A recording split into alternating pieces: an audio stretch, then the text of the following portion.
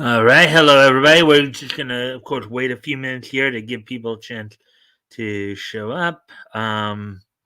Hopefully, everybody's having a good day today. Hopefully, you're having a good week thus far. Um, basically, same old for me. Anyways, let me just review some stuff here while I'm waiting for people to show up.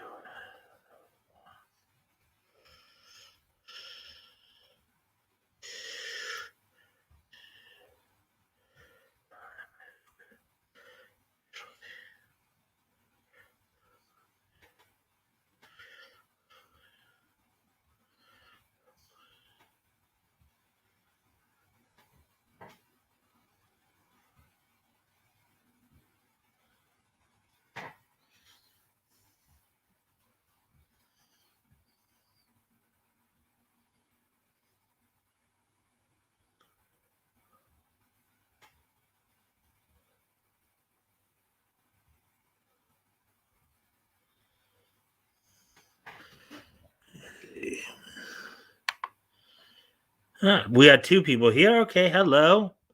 Hopefully you're having a good day today. And thank you for the like and share. Hey, Woody.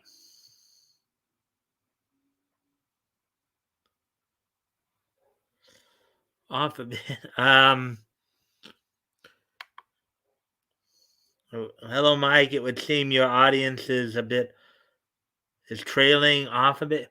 Well, remember, Batgoat's coming back next week, so once he gets back, at least he'll be here on a regular basis. Um, Happy Tuesday, if I recall correctly, what day it is. Yeah, it's Tuesday. Indeed, it's January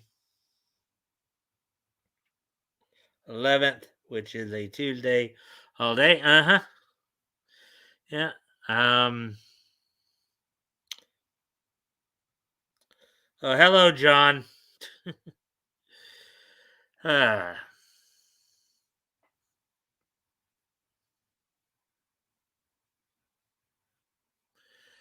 Oh boy.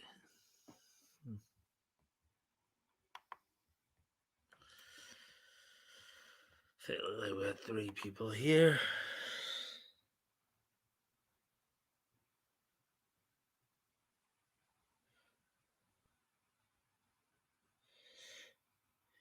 Yeah. Granted, though, even though as Toys pointed out, I may have focused a little too much on politics, but as I pointed out at the end there, that's kind of what's going on in comics right now. So, second late last night, and you had a new and organic correct. Yeah. Um, Always, of course, I do appreciate any and all likes and shares. Um, so, anyways,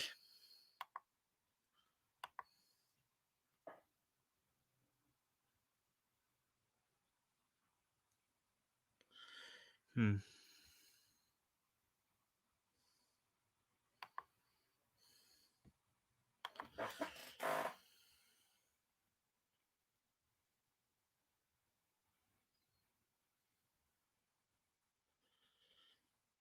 But, all right, so we best get back to the bounty.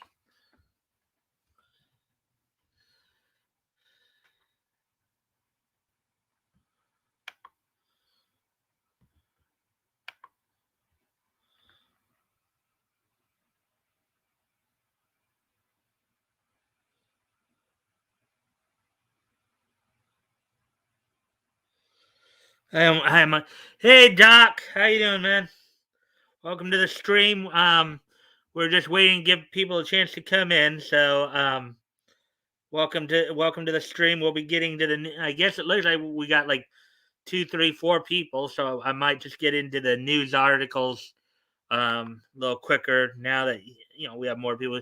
As always, of course, I do appreciate any and all likes and shares. If you guys can help out, see if we can get some more friendly people in here. Um, I actually haven't talked about Goat. I'm just basing it on what we already knew, Woody. Um, he said he'd be back by the third week of January, which is next week. So, but I should probably check in with him to make sure everything's okay.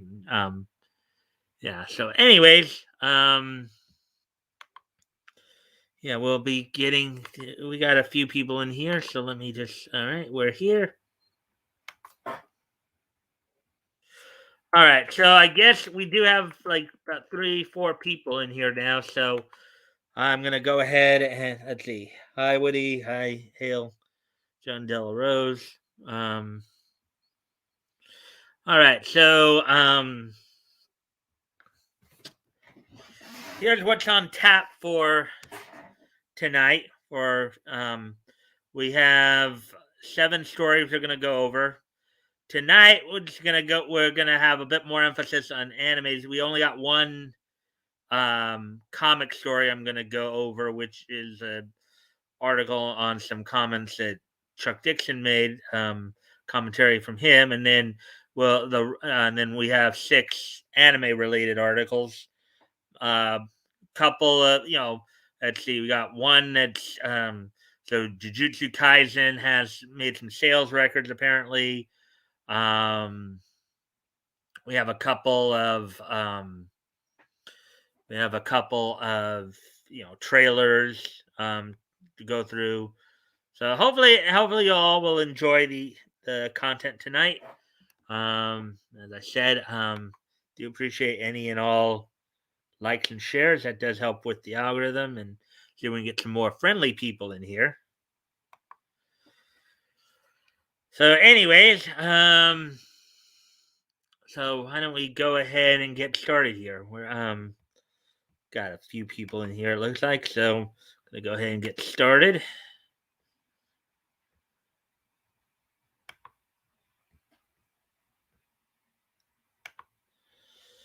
All right, so here we go. Here's the first article we're going to cover tonight.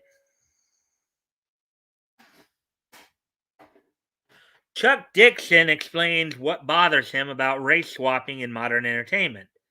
Article by John F. Trent,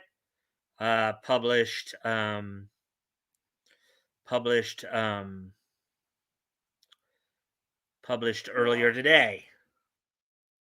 Here we go.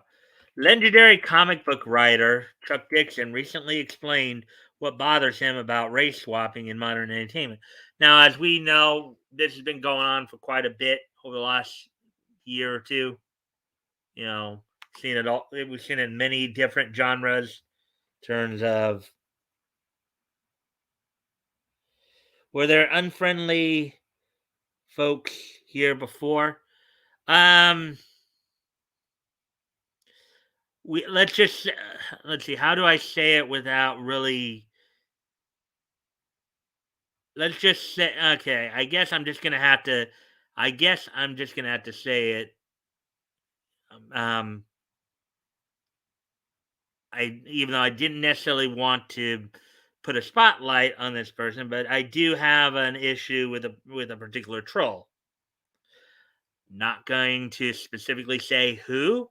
I've had some issues in the past, yes, where I had one troll a few months ago, and then I have currently another one who's kind of working their mischief. But again, I do not want to give this individual any real attention, so that's why I make that comment or try to you know just basically kind of well, Doc, you were on with me this morning with on pop streams, right? Basically, I try to do the same thing. Now, granted, even though I am more of a newscast kind of guy, commentary kind of guy, and there are times we do have to give critique on certain things, I still try to make it as positive an experience as I can. So, understood, yes. All right. So, anyways, let's get to this article then. So,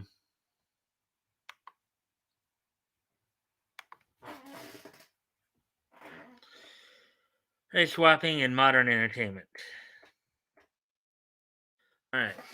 Dixon's explanation came during his latest episode of his ongoing YouTube series, Ask Chuck Dixon. And I don't know if you guys had heard, but Dixon, along with Vox Day, they've been running.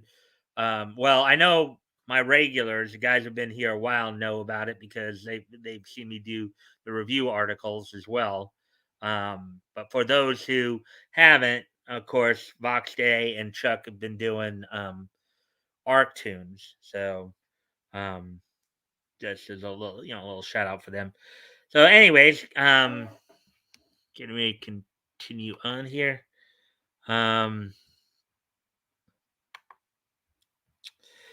So, with that, Ablo Show asked Dixon, quote, "Hope this finds you well. This might be a dumb question, but have you ever thought about doing a fantasy type character like a Conan or an Elric character in a pre colonial Africa type setting?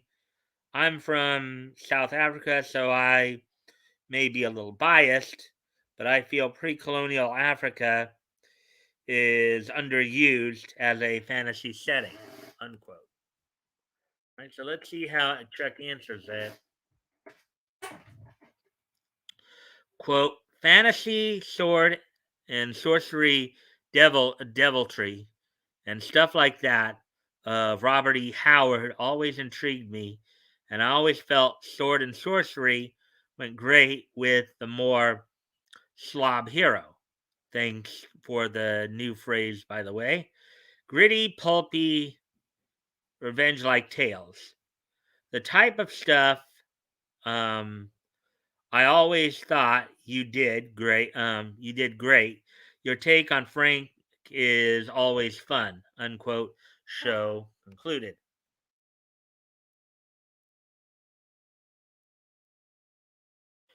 Dixon responded, quote, "This is such an awesome question, and it's one I've always asked myself over and over and over again. We're seeing now, and it's all due to this sort of woke period in entertainment, we're seeing a lot of gender and race swapping of characters, unquote. And of course, as I mentioned earlier, we've been seeing this for like the last 2 years, 2 years at least, maybe a little more. So,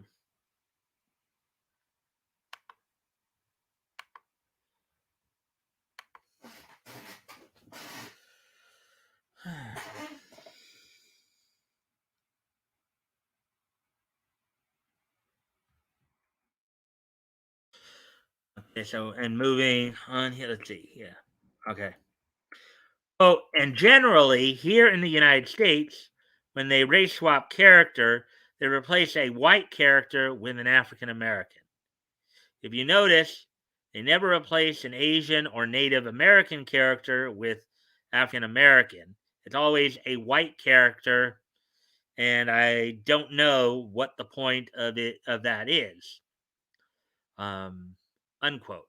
He says, "Well, I think I have an answer to that. An answer that many of us, across many of the different communities, whether it's the commentary community or the comics community or the entertainment community or pop culture community. I think we all kind of know the answer to that. It's because they're trying to push a narrative that isn't selling, yet they still want to push it. So, um, anyways, continuing on here. Let's see.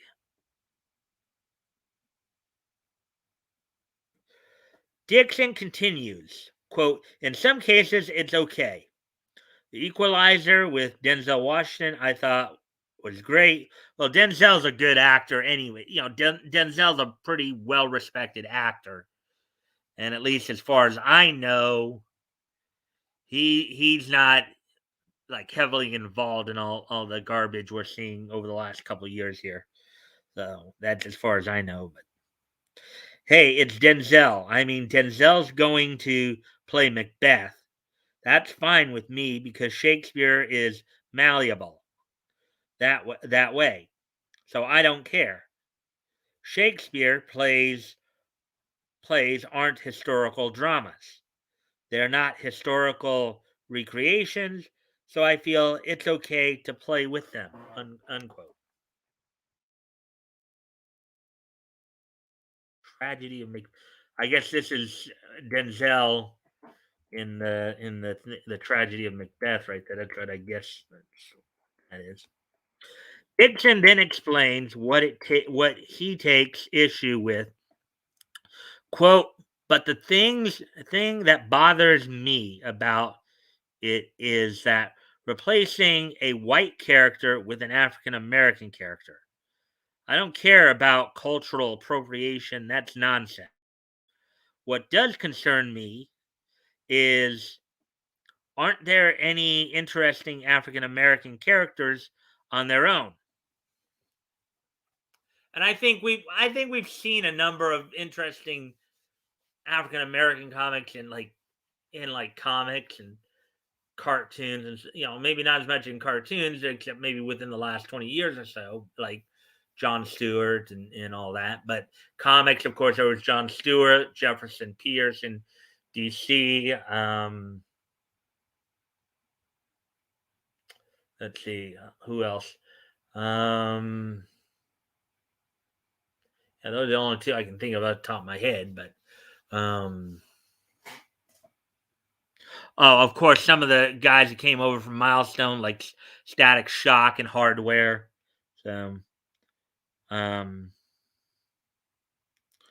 aren't there any characters who build upon that heritage, that build upon that history in a positive way? Unquote.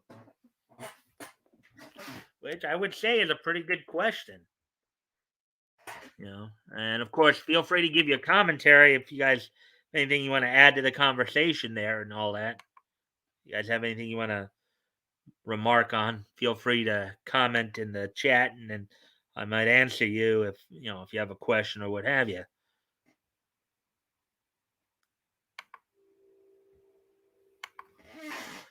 Quote, I mean, we see a lot of negative stories if they do a historical story from an African American perspective. It always has to deal with racism in some way as if that's the only thing that matters in African American history. And it's not because African Americans are part of the American story and they shouldn't be represented simply as a platform for discussing racial disparity or the history of racism in America. If America were unique, the existence of racism only. Okay, hold on. Let me read that part again because I'm not even sure I understood how. And they shouldn't be represented simply as a platform for discussing racial disparity or the history of America or history of racism in America as if America were unique. The existence of racism only occurred here. All right. I think it demeans that heritage. Unquote. He elaborates. Yeah, I mean, I after reading that last part of that paragraph again, I think I get his point because yeah, it's almost like he makes a very interesting point there. When they do these race swaps and they get on their soapboxes and stuff, it's almost like they sound that one, America is the only place where racism happened. Throughout much of the colonial period, racism and slavery were happening all over the world. Okay. And what you also don't seem to hear a lot about, don't hear a lot of a lot now, Grant, maybe because maybe it's not, I don't know if it's ended or not, but that you never hear them talk about how apartheid was evil. It's almost like there's a hypocrisy going on there every time they play. They cry victim. You know, and say, "Oh yeah, we get so racially treated badly here in America," but while over in South Africa, for example, there was apartheid where it was the other way around. The black people were the ones in power there. It was the whites who were you know who were actually being discriminated against. And as we see now with a lot of what's going on with the media and Hollywood and all this, it's almost like, okay, it's okay to be racist against a white person. You just can't be racist against anybody else. That seems to be their underlying motivation there. Let's see. All right. Just keep checking back. So let's see now. Dixon then talks about the plethora of opportunity with stories set in Africa. Quote, the same for pre colonial Africa. Talk about a rich tapestry. Talk about true diversity. You've got a continent, it's a pretty big place, and many of its peoples were separated by either war or terrain or geographical distance. In Central Africa, you have tribes that rose up with entirely different cultures than the tribe 20 miles down the river. Different language, different gods, different culture. Unquote. Now, I think even who've kept up on those who've seen the historical comic retrospect um or historical comic retrospect episodes on Friday, we have come across at least some stories where they might be in parts of Africa and different parts of the world. I think a couple months back we even saw a Sheena story from Jumbo Comics #1. So let's see. Let's see. All right.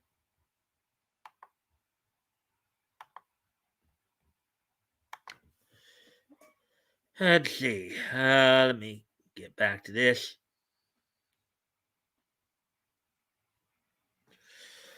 All right. Moving on to the next paragraph here. So you've got this quilt of mythology and history and heroes and villains to draw from. My only question is, why don't they do it? Even Lion King is Hamlet rewritten. You mean there's not an African story? I can't believe that, he contends. Unquote. And this is, of course, one of the scenes from The Lion King from when Simba was born.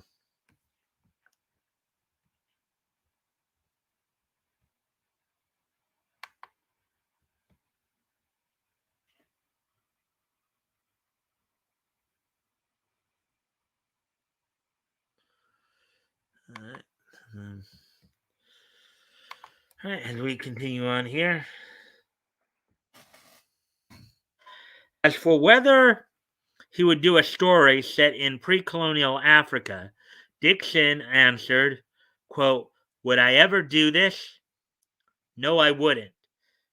No, I wouldn't have an interest. I mean, I think anybody should be able to write anything, but if someone was going to write an African version of Conan, I would prefer it was an African, personally, because I would want their perspective of this. Unquote. Now, good point there. You know, yeah. Who better to write about Africa than somebody who actually lives on the continent and it's part of the geography, part of the culture there. That's a pretty good point brings up.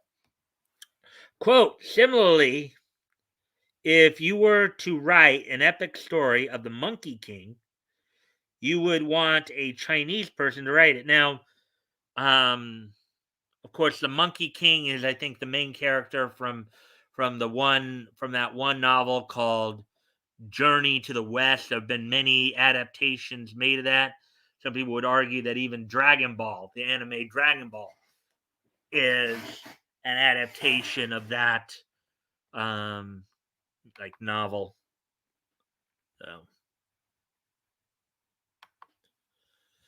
So anyways, continuing on here. Let's see, where are we at?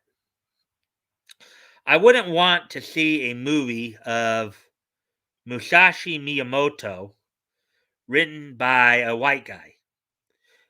And just in case you don't know who they're talking about, there, Musashi Miyamoto was a samurai in like the late 16th, early 17th century. Um, just as a heads up there. Some of these things are so bound to culture, I prefer to see what a person of that culture thinks of it. Unquote. He says.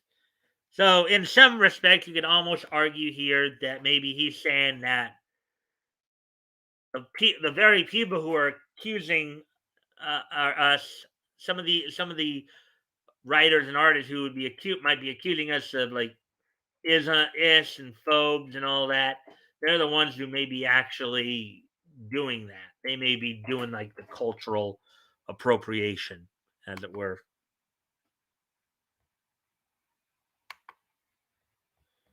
Let's see. Dixon did reveal his plans for his own Conan type character. Quote, personally, Sergio Cariello and I have talked for years about a Conan type character set in pre colonial America. I mean, like 40,000 years ago, with Native American characters in a Neolithic setting, nomadic Neolithic setting. Quote, woolly mammoths and dire wolves and giant beavers and all the rest, unquote, he added.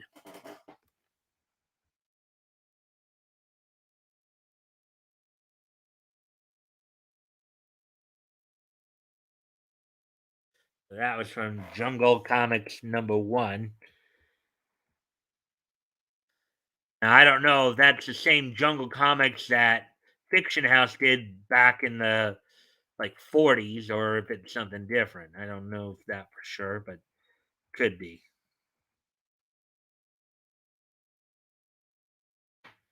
The creator of Bane then returned to what bothers him about the race swapping. Quote, if you understand what I'm saying is by recasting white characters as black or African American, um, it in brackets, it is demeaning because it implies that they don't have a culture of their own. Unquote. He makes a pretty interesting point there. He adds, quote, and it's just so wrong. It's just so wrong, unquote.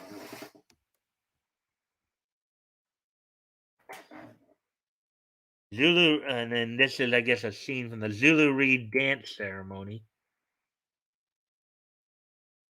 Once a year in the heart of South Africa's kingdom of the Zulu, thousands of people make the long journey to one of His Majesty's, the King of Zulu nation's royal residence at Kwanyokeni Palace. Here in Nongoma, early every September month, young Zulu maidens will take part in a colorful cultural festival, the Royal Reed Dance Festival, or um, um, Umkosi, Umkosi wo Malanga in the Zulu language. Steeped in the history of the rise of the Zulu kingdom, um, The Great King Shaka, the Reed Dance Festival, has been tirelessly celebrated by countless generations. So this is a little long, so I'm just going to stop there. Basically, I think what this is, and they just are giving you more context here, but I guess this is a ceremony they do in Africa there. Photography from Belgium, photo credit, Retlaw, Snelliak. So, anyways, that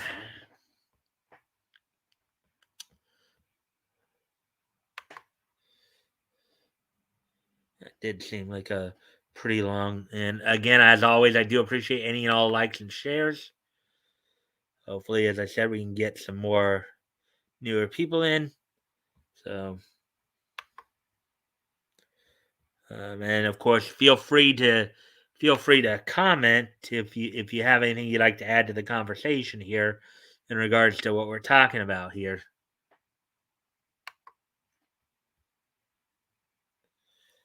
All right, so let's see now. From there, Dixon critiqued the stories that are constantly repeated in modern entertainment. Quote, but I see this all over the place. We see the same historic events told over and over again in movies as if no other historical event existed. Um, they don't mind history for all of the interesting things they can do. They're constantly revisiting the Trojan War. They're constantly revisiting King Arthur. Well, King Arthur, I'm not even sure if that was even real history right there. I thought that was more folklore based on a story. I don't know if that was actually if King Arthur was actually a real person or not. Which didn't even yeah, and he points out the same thing there. As much as I like Vikings, they're constantly making things about Vikings.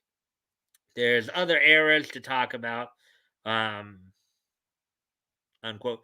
I mean, I've even seen stuff in anime where it's kind of some of the things in anime, whether they're covering their own culture or even aspects of other culture. Um, some of that stuff's interesting. I know in anime there's a subgenre where they do focus on historical pieces. There's a number of animes that talk about like the Bakumatsu period of Japanese history. There's few things that talk about you know like wandering ronins and all that. So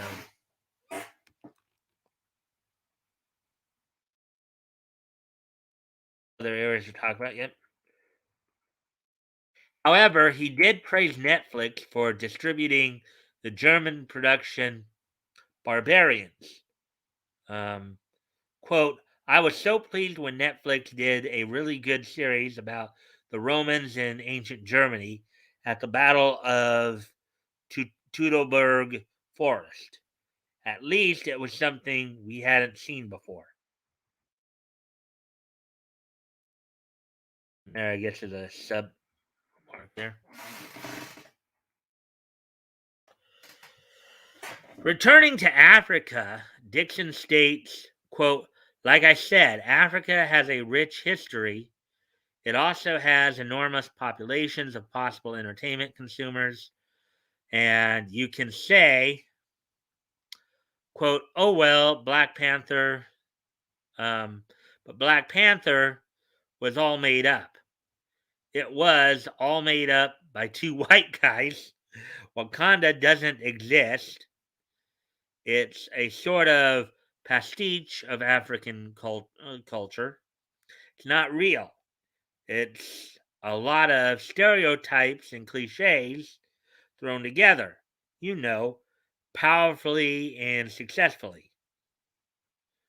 But that's just the thing, isn't it? Unquote. Quote, Black Panther was so enormously successful across a wide audience. I mean, the movie made a lot of money. So it's obvious that the public would be accepting of pre-colonial African Conan type story of a pre-colonial African type Conan type story. I certainly think so. I certainly would watch it. I mean, just the vistas alone.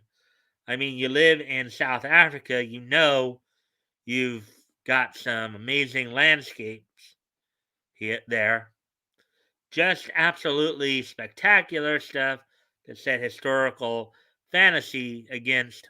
Uh, so why not? He asserted.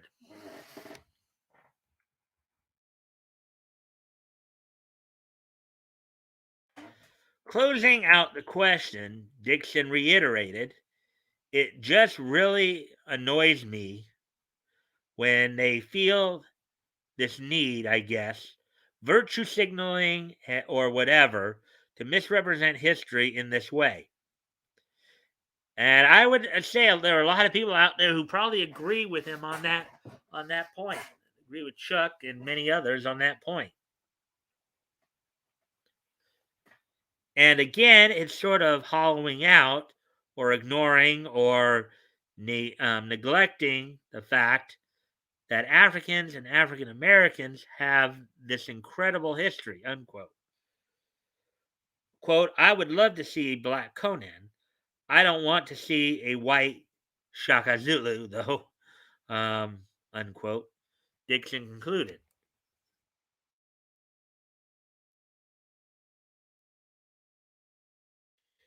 And here's I guess, a huge statue, the upper portion of Shaka Zulu here, as released by image creator, okay, which tests in history photo.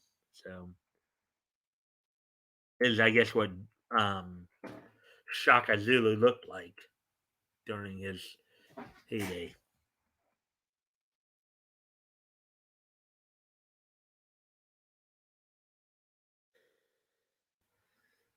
Let's see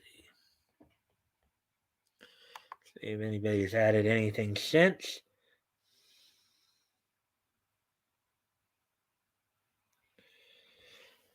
All right. Hey, RJ. Hey, Action Toys. Welcome to the stream.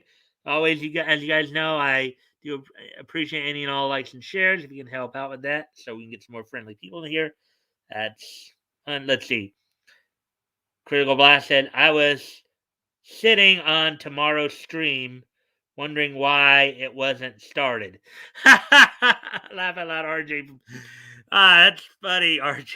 That's kind of interesting. Uh oh, were you actually so were you on my stream for tomorrow? Because uh anyways, and you hello Clyde, welcome to the stream. As always, guys, I do appreciate any and all likes, of course. If you can help out and see if we can get some more friendly people in here, that'd be appreciated. Um yeah, thank you for popping in, Clyde, and let's see.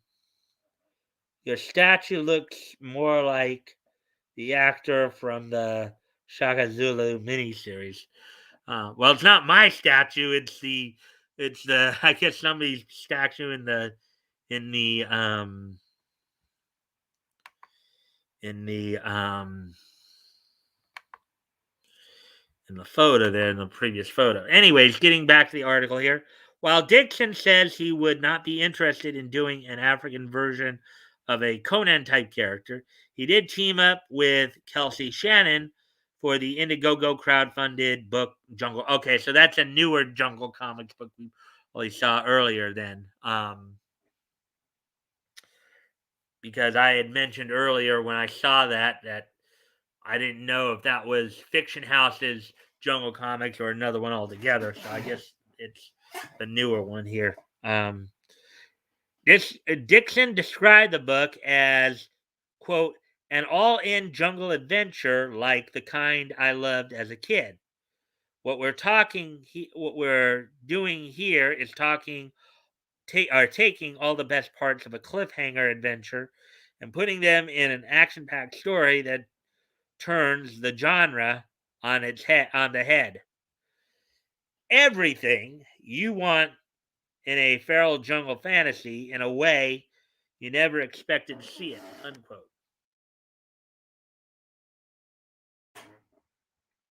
Oh wow, that's some pretty good artwork too there. Jungle Comics #1. Look at the girl there. Man, look at the girl right there. Doesn't she catch your guys' attention?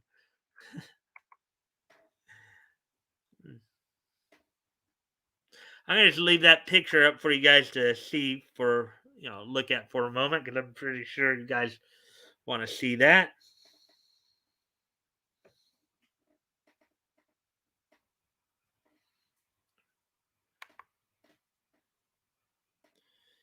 All right, just figured you guys might want to see that. Um,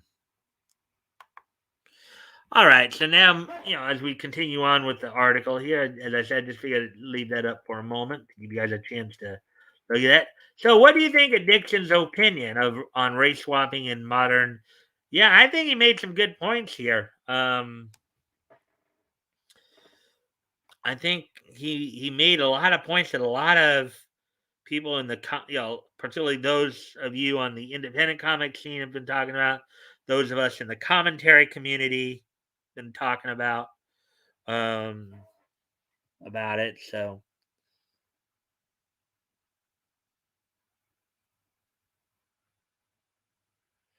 Mike, look up the Shaka Zulu miniseries 1986. You'll get what I mean.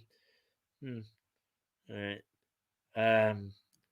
She may have been what attracted the elephant. Yeah, that's a possibility there, Clyde.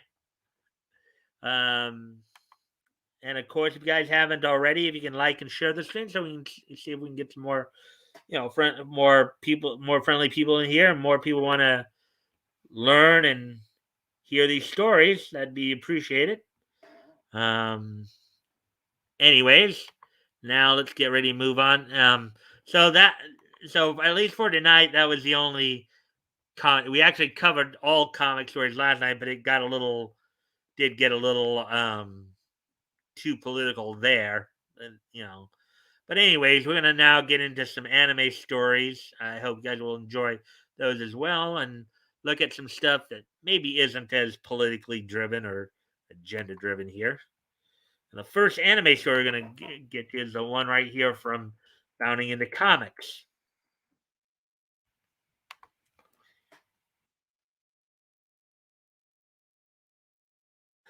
All right, so the article here Jujutsu Kaisen Zero, the movie, has bigger Japanese box office take in 11 days than any live action film in 2021. Wow, that's kind of interesting. So, supposedly in its first, so what they're saying here is in their first 11 days um of being out there, it's made more money than apparently all of the live action films in 2021. So that's kind of interesting. Article by Spencer Bakuli, published um, published earlier today. So let's go ahead and get into this article a bit here then. It seems even Japanese audiences are beginning to reject what Western media is selling. And I do know of a number of other commentators, who have made that same point. Um, as the recently released Jujutsu Kaisen Zero, the movie, the popular manga series cinematic debut, has made more at the country's local box office in just 11 days than any live action film did throughout the entirety of 2021. So, in terms of movies that were shown in Japan, this Jujutsu Kaisen Zero, the movie, which is said to be a prequel to the anime series, um, made more money in Japan than all of the live action films of 2021 in just 11 days. That that's that's a pretty telling statement right there, isn't it? All right. So, anyways, according to Box Office Mojo, the animated adaptation of Jujutsu Kaisen's eponymous prequel series took in a total of roughly 50 million US dollars or 5.7 billion Japanese yen between the film's December 24th, 2021 release date and the weekend of January 1st, 2nd.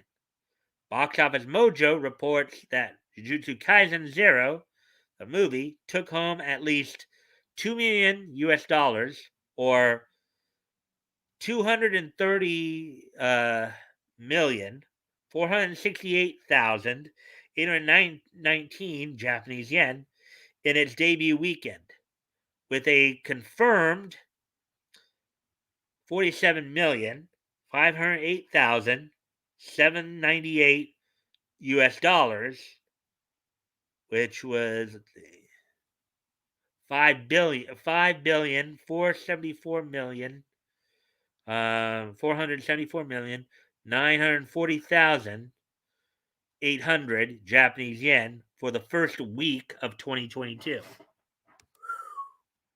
That does sound like quite an impressive amount of money there.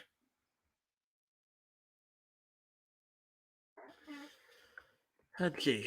Let's see if anybody else is. No, I guess the comment should stop this far.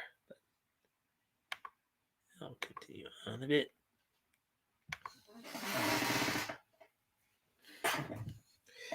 With this return after only roughly 2 weeks in theaters, Jujutsu Kaisen has managed to outperform every live action film released in the region in 2021, including the live action adaptation of Tokyo Revengers, 39 million US dollars, F9 The Fast Saga, 33 million US dollars, No Time to Die, 22 million US dollars, Venom Let There Be Carnage, 15 million. Wow, Carnage only made 15 million US dollars as compared to other stuff. Marvel's Eternals, 10 million US dollars, and Shang-Chi and the Legend of the Ten Rings, $9 million. You see those bottom three right there? The bottom three, those are all Marvel movies right there, I believe. So between those three movies in Japan, Marvel made 25 $34 million between those three movies.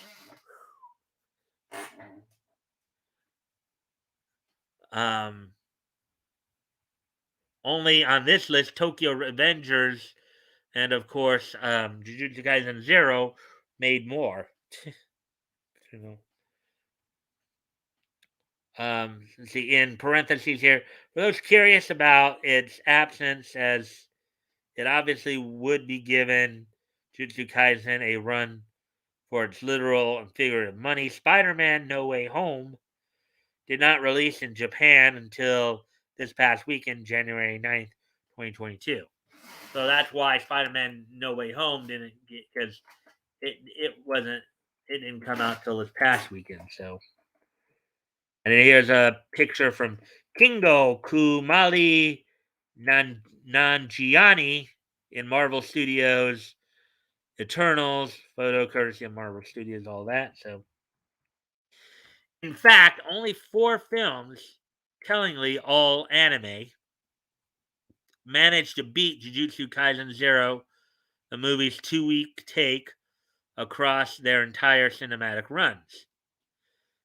So there's only 4 films that they said made more money across their entire runs than Jujutsu Kaisen did in its first 11 days here.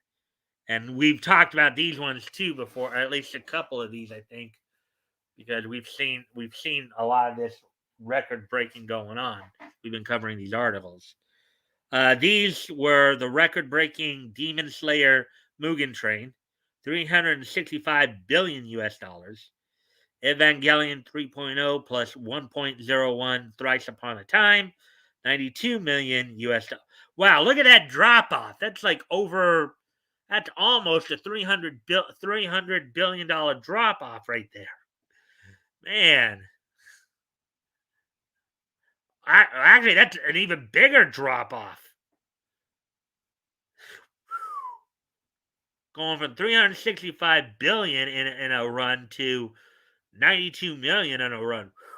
Detective Conan, Scarlet Bullet, 67 million um, US dollars. And that's an entirely different story. Detective Conan has nothing to do with Conan the Barbarian or Conan the Adventurer. That's an entirely different story altogether.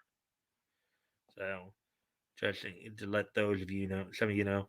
And Mamoru Hosoda's latest work, Bell, which made 57 million US dollars.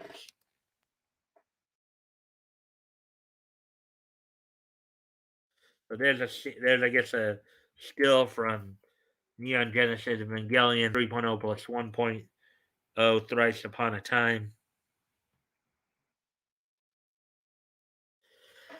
A 4-chapter prequel to the main Jujutsu Kaisen series, um, Jujutsu Kaisen Zero, tells the story of Yuta Okotsu, a young spirit sorcerer who joins Jujutsu High and eventually is tasked with watching over Yuji Itadori after being cursed by the spirit of his childhood friend Rika, who now haunts him as a terrifying entity hell bent on his protection. So, translation: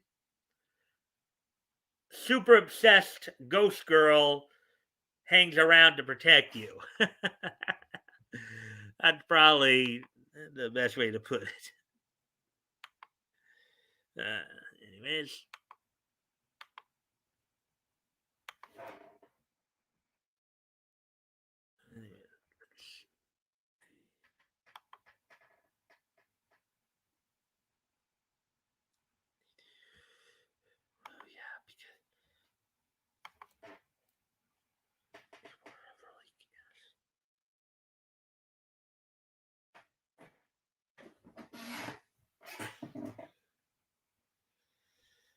let's see. As of writing, Jujutsu Kaisen Zero, the movie, has no official Western release date.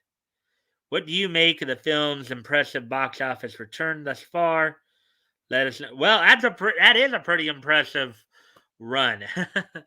That is a pretty impressive run there. So, anyways, we got through two of the seven stories that I was going to go through tonight. So we got five more. All of those going to be on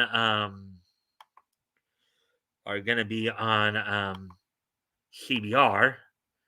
Um, and if you haven't already, if you can like and share the stream, so we can have some more friendly people involved and learning and wishing to participate, that'd be appreciated. Let's see. Oh yeah.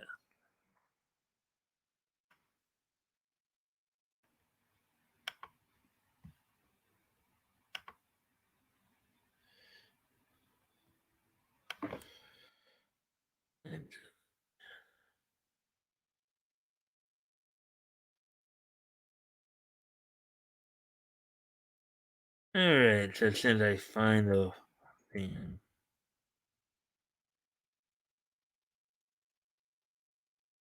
All right. So here we go. Here's the first article from CBR that we'll be looking at from their anime section here.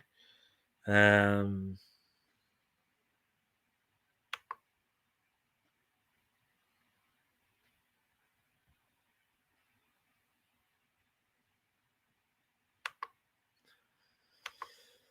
all right. So, anyways, here we go. Goda, Dragon's Blood Book 2's release date, trailer, plot, and Book 1 recap. With Book 2 of Goda, Dragon's Blood, out this month on Netflix, here's what happened so far, other key info as the war-filled journey continues. Okay. go through this, even though, well, if you want to go look at it, fine. But well, at least, oh, book one recap is what they said here as well. Article by Ronaldo Matadine, published 15 hours ago. So here we go. So in book one, Goda Dragon's Blood, Davion and his fellowship ran into betrayal and massive problems as they uncovered a conspiracy tied to the Invoker and the Dark Moon Order. They thought he was helping them in the war against the evil goddess Selene, Selamine, Selamine. But it turns out he had apocalyptic plans of his own to remake reality with the demon. Terrorblade, with the demon Terrorblade.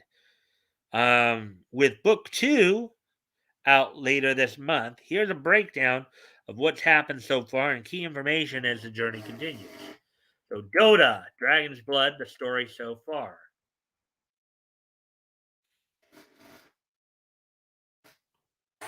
Multiple storylines intersected in this adaptation of Dota 2 video game, of the Dota 2 video game, but the main one revolved around the Invoker using Davion's crew as pawns to exact revenge on Selamine, his former wife. He seeded out a myth about a moon goddess tied to the light, Mine, which got elves like Fimrin obsessed with bringing Selamine's lotus flowers, her source of power, to him so they could bring her back.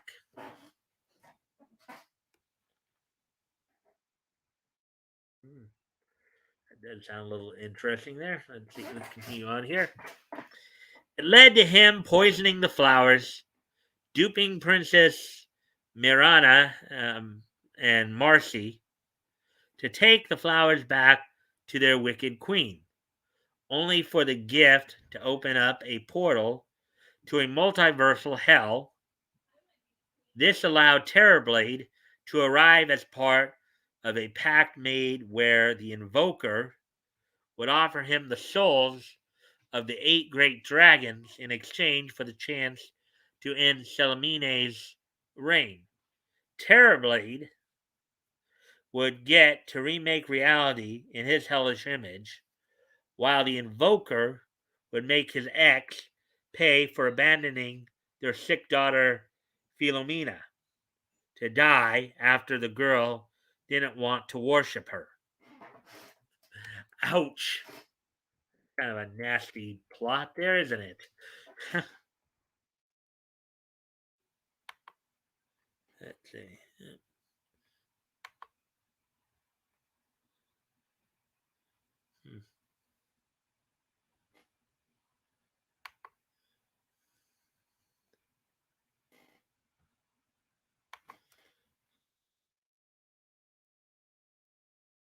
There we go. All right, so continuing on in here. And if you guys have any questions or have any comments you want to add to the conversation, feel free to make them. Um, uh, so about of course about the topics we're talking about here. Um, Thimrin ended Dota Dragon's Blood Season 1 by trying to find Davion, who was bonded to the great dragon uh, Slyrak and kidnapped by his own cadre of dragon hunters for an exorcism. She knew he still has a major part to play in stopping Terrorblade, especially as the Invoker would need the Beast Soul as part of his sinister deal. The Elven Civil War also broke out as both factions clashed over their goddesses, with Mirana and an injured Luna forced to accept how they were used in the battle between former lovers. They were left pondering how to make the Dark Moon Order something better now that Terrorblade and Invoker held Selamine hostage.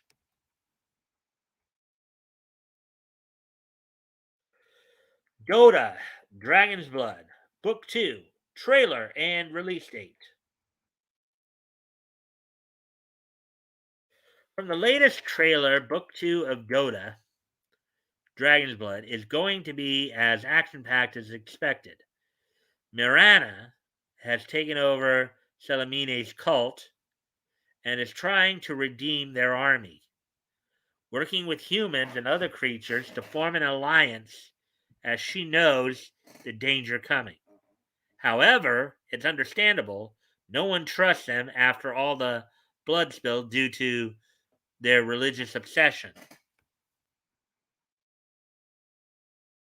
The trailer also has Davion training under Caden and begging his hunters to partner with the dragons for the greater good.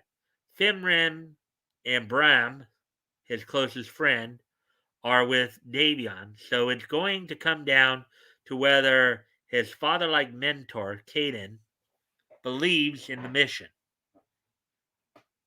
There will be drama that could scupper things in as Davion is also wrestling with the beast inside, perhaps wondering if Slyrak was using him all along, even before they met. Interesting perspective there.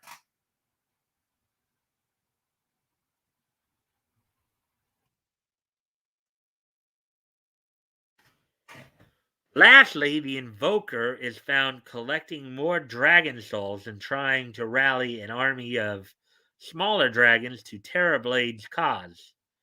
Many suspect he wants the demon to bring his daughter back to life.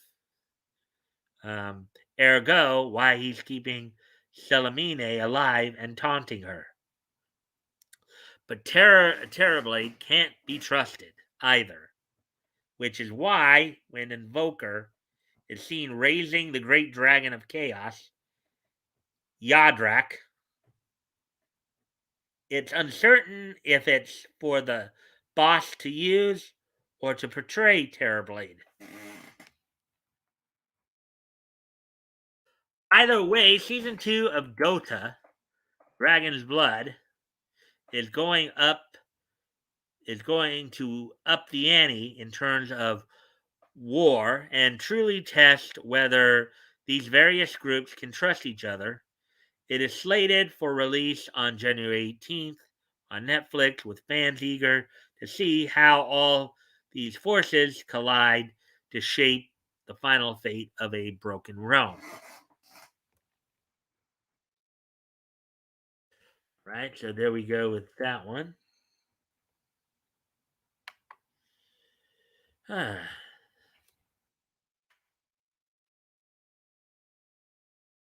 To the next story here.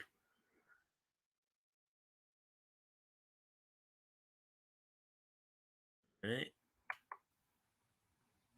Let's see if there's any comments. Anything new here? I guess not. We're past the hour mark, so that's good. We're seemingly making some decent time here, and I do thank everybody for all the likes and shares. That is appreciated. Hope everybody is enjoying the comments as we get ready to um, move on here. Initial D sequel manga MF Ghost gets English digital release. Shuichi Shigeno's MF Ghost will be available in English for the first time digitally on January 11th as part of the Comixology Originals lineup. Article by Hansini Wasala Mudalige. published 13 hours ago. So Initial D, for those of you who may not know what that is, that was a anime manga series that involved drift racing. The idea of when you're racing on a hill and you use your brakes to like basically slide your car along the road. I know what they were talking about there. So Kodansha and Comixology Originals announced that the first 10 volumes of Shuichi Shigeno's MF Ghost, the sequel series to the hit racing manga Initial D, will be available in English digitally from January 11th, which of course is today. It's today. As announced by Kodansha, this is the first time that the series has been released in English. Members of Amazon Prime, Kindle Unlimited, and Comixology Unlimited will be able to read MF Ghost for free, while non-subscribers can still purchase volumes individually on Amazon Kindle Store and Comixology. Taking place in the 2020s, MF Ghost follows a 19-year-old Japanese-British boy named Kanata Livington, set in a world where electric vehicles have become the norm. Kanata becomes involved in MFG, a street racing organization which was founded by Initial D's Ryosuke Takahashi. It focuses on cars with internal combustion engines. While Kanata may be a rookie, he is no amateur when it comes to the racing scene. The young man was trained by Takumi Fujiwara, the protagonist of Initial D, at the prestigious Royal Donington Park Racing School in the UK. Kanata's motives in moving to Japan are not solely centered around racing, as his ultimate goal being to uncover the whereabouts of his missing father.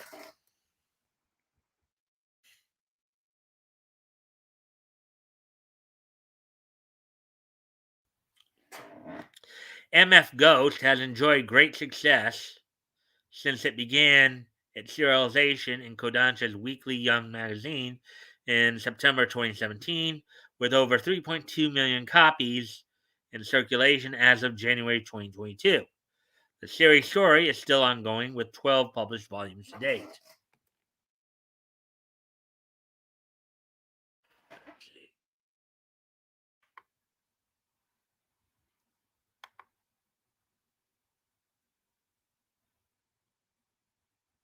Hmm.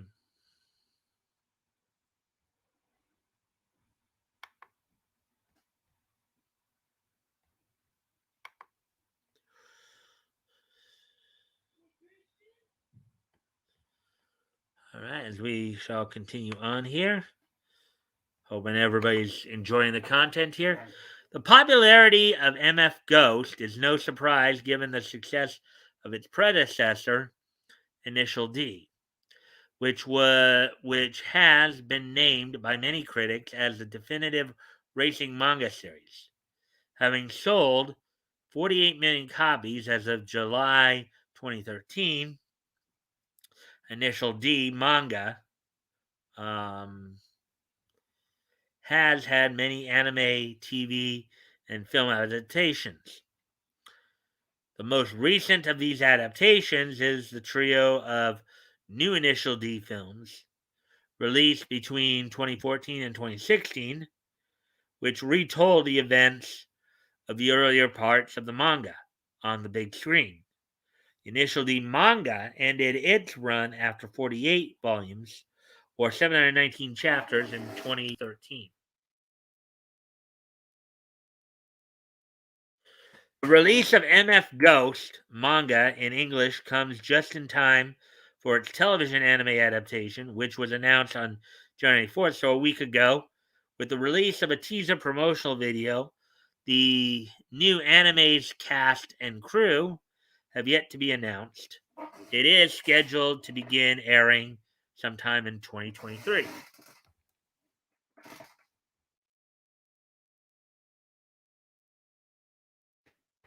All right, so there's that one. I think we got maybe, let's see. So 3 and 2. So I think we got a couple more to go. A couple more of the main stories to go here. One, two.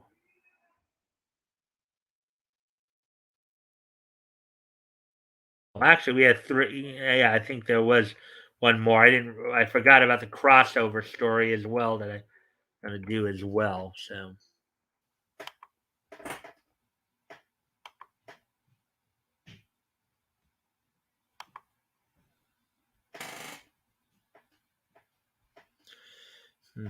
yeah. All right. So, anyways, as we continue on with the article here. All right. In the land of Leedale, is an unambitious yet refreshing take on isekai.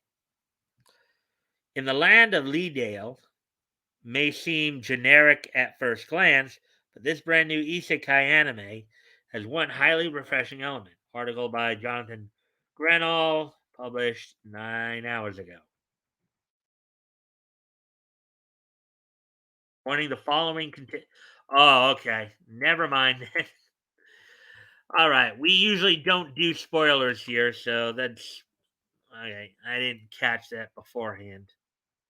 Didn't sound like it would have spoilers in that. So we're gonna skip that story then. And again, I won't cover spoilers either.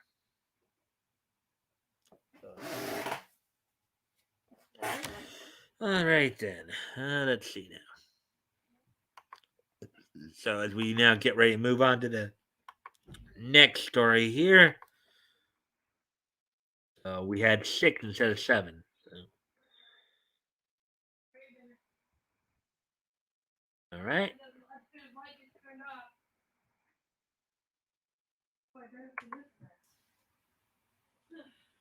Uh, 1 hour. 30. Okay, we're still making good time as far as. All right, so Horimiya artist announces new one-shot manga. A new standalone manga story by Daisuke Hagiwara, the creator of the beloved rom-com series Horimiya, is on the way. Article by Michael Lacerna, published 8 hours ago.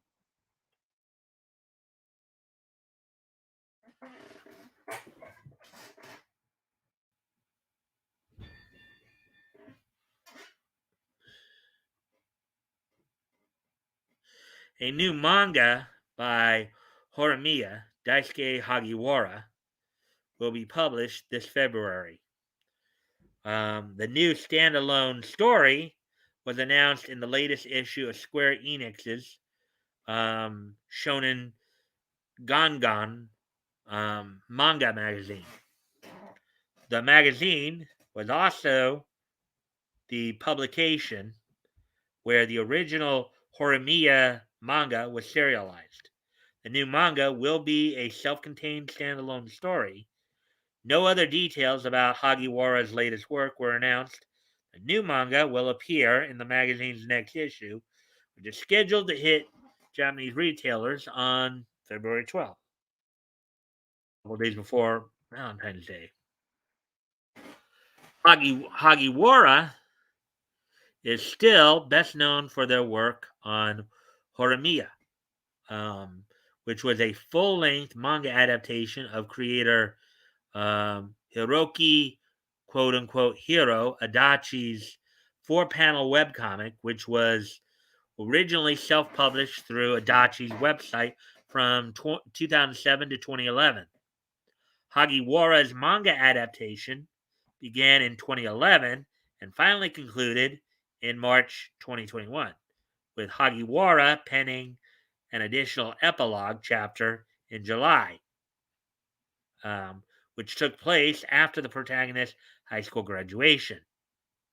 Hagiwara is also known for the Ni manga series, um, which was also serialized in Shonen Gangan, and for contributing to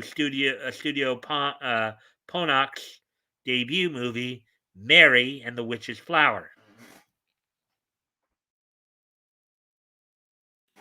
With many rom-com manga, or while many rom-com manga end when the two love interests finally admit their affection for one another and begin a relationship, Horimiya earned widespread critical acclaim for cementing the romance between the two protagonists. The popular and outgoing Kyoko Hori and the introverted Izumi Miyamura, within its first few chapters, and then spending the rest of the story exploring the dynamics of maintaining and developing that relationship. It does sound like I've heard a lot about Ormi. It's one that I think would be a good one to watch if you have a chance to. Horimiya has been adapted to anime twice. The first was a series of direct-to-video releases, which were produced by several different studios, and the second was a televised anime series produced by Cloverworks, the studio behind Wonder Egg Priority, and several new shows from the winter 2022 season, including the new original work Tokyo 24th Ward. And I've seen a lot of headlines for that one here, and the highly anticipated anime adaptation of My Dress Up Darling. And you guys may have seen as we were kind of scanning through there, they have a number of articles up for those as well. The series starred Koki Uchiyama, the voice of the villainous Shigaraki in My Hero Academia, the Japanese voice, mind you, as Miyamura, and Darling in the Franxx Haruka Tomatsu as Ori. Cloverworks Anime was criticized for its open-ended conclusion, but was otherwise received positively by fans and professional critics alike. A live-action adaptation of the series also began airing on Japanese TV in February 2021, so about a year ago. Okay. All 13 episodes of Cloverworks Horimiya anime are available for streaming on Funimation. Hagiwara's manga adaptation is also available in North America from Yen Press, who, at the time of writing, have localized 15 of the series' 16 total volumes in English. All right, then. So I think we might have just one more main story to get through here.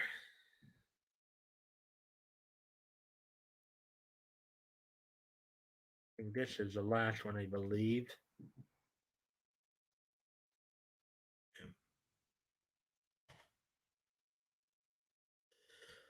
All right, this involves a crossover event, which those are always fun, of course. Let's see. Saying 0 now? Can't be. I'm here.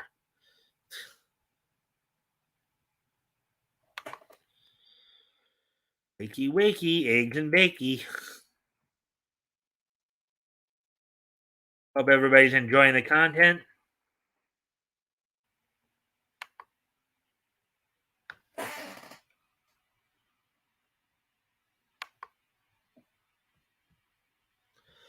All right, so Attack on Titan heads to Call of Duty in new crossover event. Attack on Titan's famed Titan killer Levi Ackerman takes on a different kind of combat in Call of Duty's latest item pack.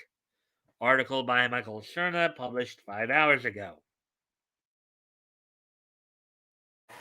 Attack on Titan's Levi Ackerman has joined Call of Duty. Activision revealed a new item pack for Call of Duty Warzone and Call of Duty Vanguard. Then, that lets players take on the appearance of the Corps' deadly squad captain. The main highlight of the new item pack is a skin for Operator Daniel Yatsu that gives the sniper Levi's distinctive haircut and Survey Corps uniform. Let's go back up and look at that for a moment. All right, that's an interesting look there.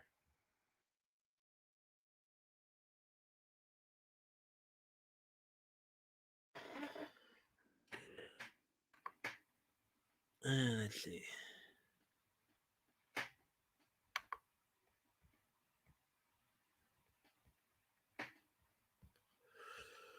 Let's see.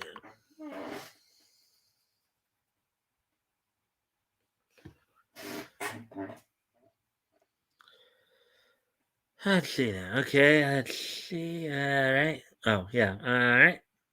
All right. The bundle also contains 3 blueprints for weapons inspired by Hajime Isayama's bleak fantasy epic, the Historia, a close-range firearm, Ymir's Curse, an assault rifle with minimal recoil, and finally, the Titan Piercer, a set of twin knives modeled after the ultra-hard steel swords used by the series heroes in the titular monsters.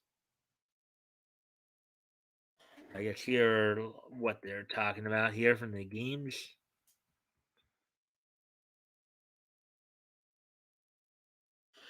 Item pack also includes an emblem featuring the Survey Corps logo, a weapon charm modeled after the key of the Jaeger family's basement, and a sticker of a hot potato, a subtle reference to the show's beloved food hoarder, Sasha Blouse. The item pack also features new MVP highlight and intro animations, as well as a finishing move that recreates Levi's distinctive fighting style. Attack on Titan theme item pack will be available for purchase on January 20th for $19.99 US dollars or 16.79 pounds. I don't know what they're called, what the cents are called in England, but the new crossover is being done in part to promote the upcoming finale of the acclaimed anime series. The highly anticipated second half of Attack on Titan's final season premiered on January 9th, and so many people logged on to watch the episode of the moment it premiered that the surge in traffic temporarily overwhelmed the servers of the anime streaming service Crunchyroll. The series' final episodes will be streamed through Crunchyroll, Funimation, and Hulu. The final set of episodes will adapt the remaining chapters of Isayama's original manga, which came to a controversial end in early 2021. Call of Duty's developers also recently announced the details of the game's January 2022 update, which will include a new operator, Isabella, new additions to Vanguard's Zombies mode, and a new SMG style weapon.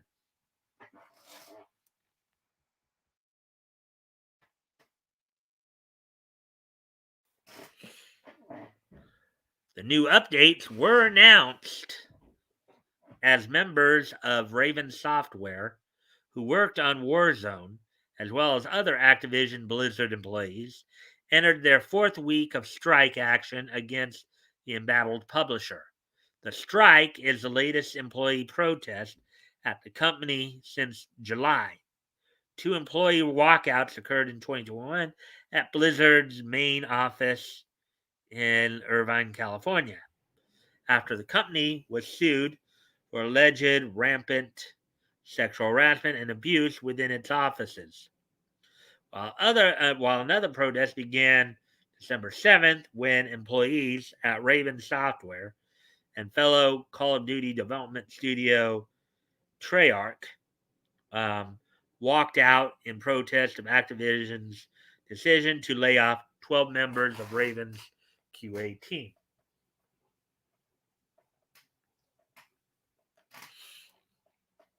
So there we go.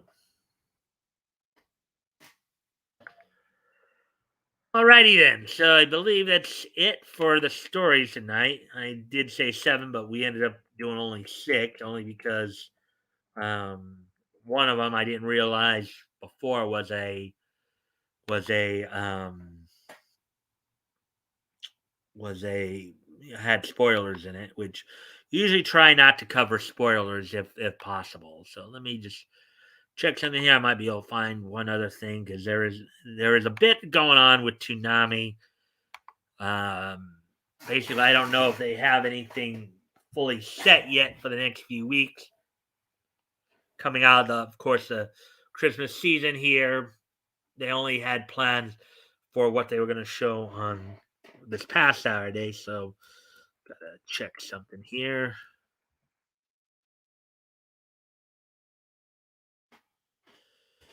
Let me just see this.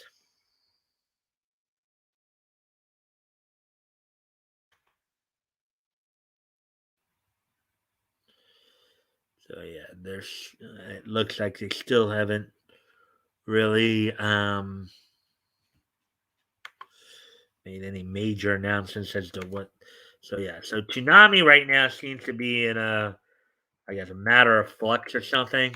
Just for those of you who might watch Toonami, apparently, um, I think because a lot of the more major titles that they have right now have the seasons they have up to have come to an end. I know the only 2 series that have new stuff coming out right now are Blade Runner, Black Lotus, and Assassination Classroom. How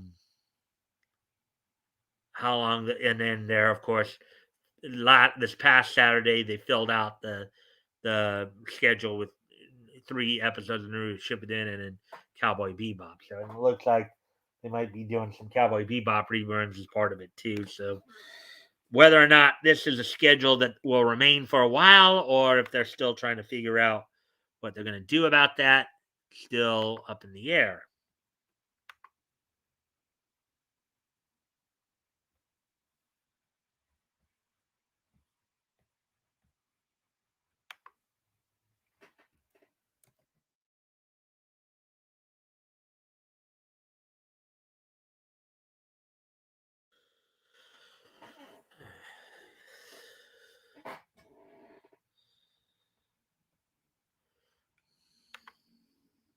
Alrighty then. So, anyways, we're coming up on an hour and a half here. And it would appear that I think people have left. So I think unless anybody has anything they'd like to ask or talk about, I think I will start to wrap up here, wrap up the stream with this day in each history.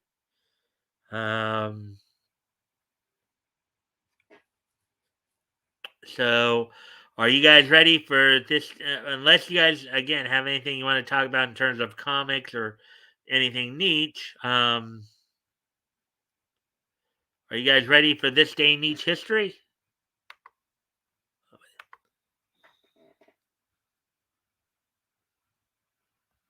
Hi, Mike. I've been around listening in the distance. Okay. Well, I'm glad because it neats it up. Yeah. It seemed like because I was noticing people had left, so or it seemed like they had left. So, anyways, let me just go ahead and review here. 52, 62, or yeah, 62, 42, 2007. So without any further ado, today is Tuesday, January the 11th, 2021, or I'm sorry, 2022. So let's take a look back at this day in Nietzsche history. And the first stop we're gonna go back 80 years ago today. Oh yes, yeah.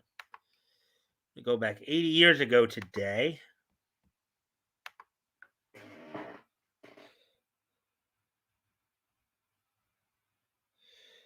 2022. I'm still getting used to it being after 1999. Yeah, okay. Anyways, on this date in 1942, 80 years ago today, Walt Disney Animation Studios released two wartime propaganda cartoons starring Donald Duck. Donald's Decision, which was used to help promote the purchasing of war bonds, uh, war uh, war savings bonds, and The New Spirit, promoting paying taxes. So on this date, 80 years ago today, Walt Disney Animation Studios released the wartime propaganda cartoons, Donald's Decision and The New Spirit, starring Donald Duck, promoting purchasing savings bonds and paying taxes. All right, so moving on then to the next piece of niche history.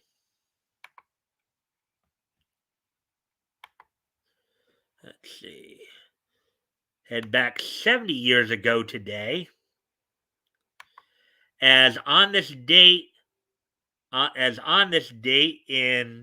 um, in 1952, which was 70 years ago today, the 10th issue of Hand of Fate from Ace Comics, and the 10th issue of Tex Ritter Western from Fawcett Comics.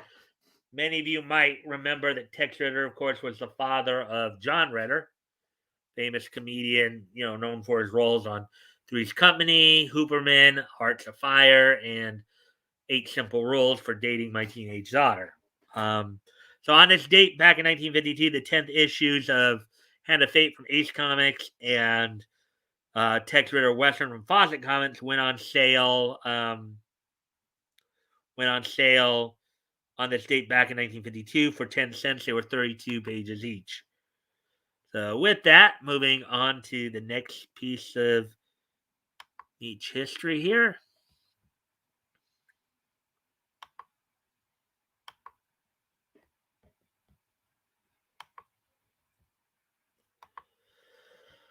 On this date, 60 years ago today,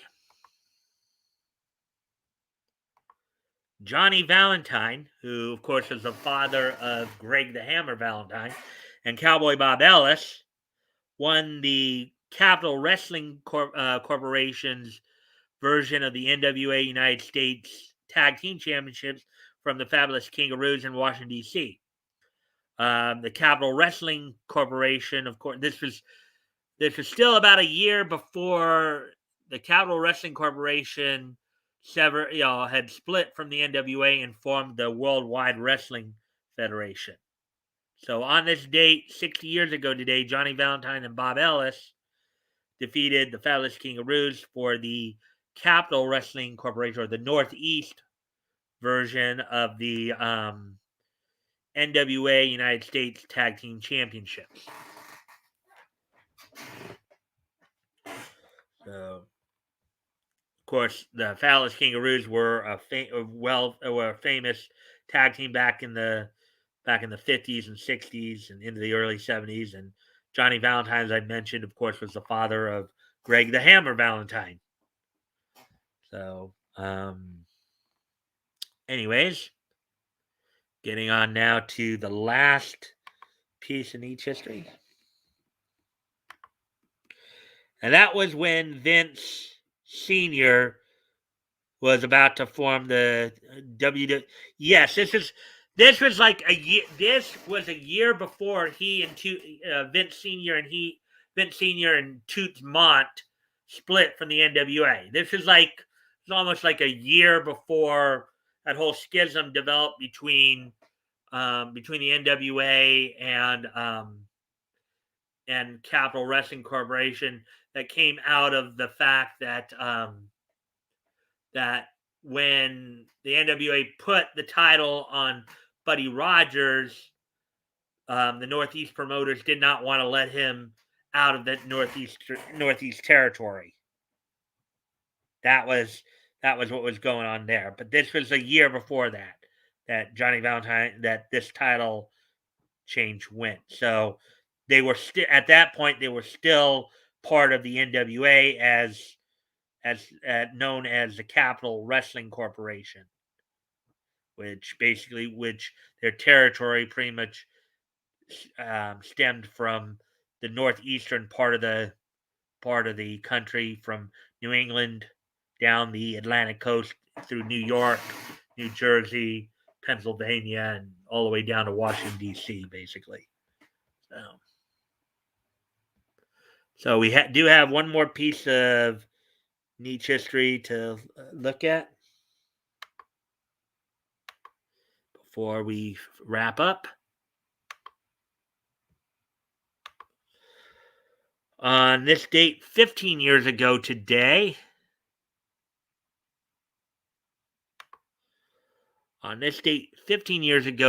the following anime premiered in Japan.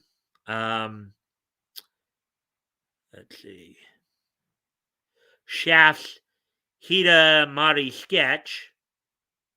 Studio Hibari's Venus vs. Virus. And JC Staff's Nodame Cantabile all debuted on this date back in 2007, 15 years ago today. So 15 years ago today, the anime Shaft's Hidamari Sketch, Studio Hibari's Venus vs. Virus, and JC Staff's Nodame Cantabile all premiered on this date in 2007, 15 years ago today. So, with that being said, interesting. Thanks for that. No problem. Hey, that's part of the reason why we have the history segment, right? To be reminded of some of that great stuff in the past. Anyways, Woody, it looks like you're the only one still here, so I do appreciate you sticking around and stuff and chiming in once in a while. Well, don't forget this Friday, of course, RJ will be joining me for the historical comic retrospect. I probably will contact Backgoat to see if see how he's doing and stuff like that.